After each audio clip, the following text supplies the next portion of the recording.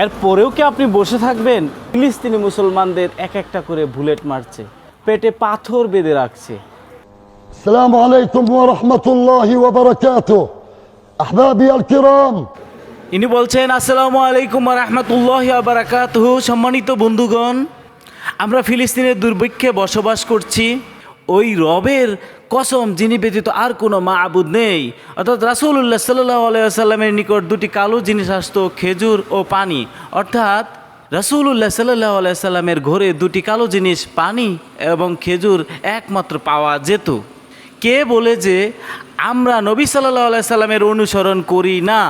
আমরা নিজেদের পেটে পাথর বেঁধে রাখি যতক্ষণ না আমরা সর্বশক্তিমান রবের আনুগত্যে শক্তিশালী হতে পারি, ততক্ষণ পর্যন্ত আমরা ক্ষুধার জ্বালা সহ করি। কিন্তু সর্বশক্তিমান রব আমাদেরকে ধৈর্য এবং স্বস্তি প্রদান করেন। সুতরাং আল্লাহ তাআলা ইরশাদ করেন, আর যে আল্লাহ তাআলার উপর ভরসা করে তিনিই তার জন্য যথেষ্ট, অর্থাৎ যথেষ্ট হয়ে যান। তোমরা কারা যারা ফিলিস্তিনে তোমাদের ভাইদের দিকে তাকিয়ে থাকো? আল্লাহর কসম, উত্তর গাজায় আমরা প্রতিদিন ক্ষুধার জ্বালায় মারা যাচ্ছি।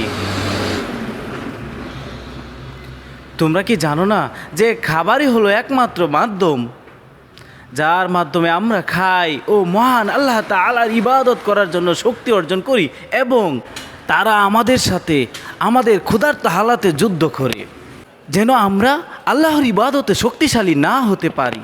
আমরা খাবার খেলে আল্লাহর ইবাদতে শক্তিশালী থাকি, নচেত দুর্বল হয়ে পড়ি। যেমনটি তোমরা অবলোকন করছো প্রিয় বন্ধুগণ, আজ 15/16 জুলহিজ্জা।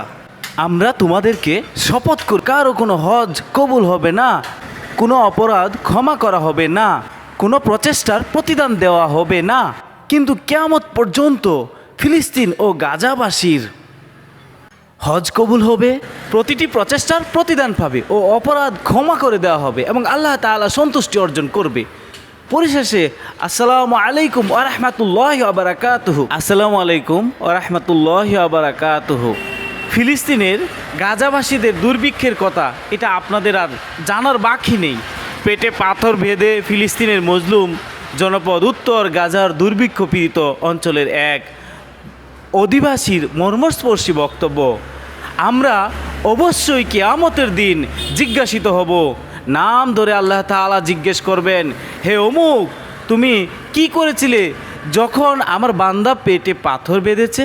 সুতরাং সবাই নিজের অবস্থান থেকে গাজাবাসীর জন্য কিছুটা হলেও ভূমিকা রাখা এই মুহূর্তে ওয়াজিব হয়ে গেছে। আপনারা অবশ্যই তাদের জন্য কিছু একটা সাহায্যের হাত বাড়িয়ে দিন। আমিও কিন্তু সাহায্যের হাত বাড়িয়ে দেওয়ার চেষ্টা করছি এবং দিয়েছি, আরও দেওয়ার চেষ্টা করছি। আপনারাও সহযোগিতা করুন। এরপরেও কি আপনি বসে থাকবেন? এরপরেও কি আপনি এই ইসরায়েলি পণ্য কোকাকোলা, স্প্রাইট, মেরেন্ডা এগুলোকে কিনবেন?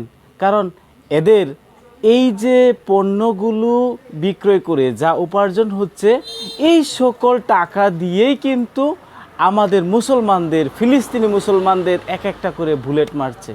ফিলিস্তিনি মুসলমানরা পেটে পাথর বেঁধে রাখছে, খাবার পাচ্ছে না।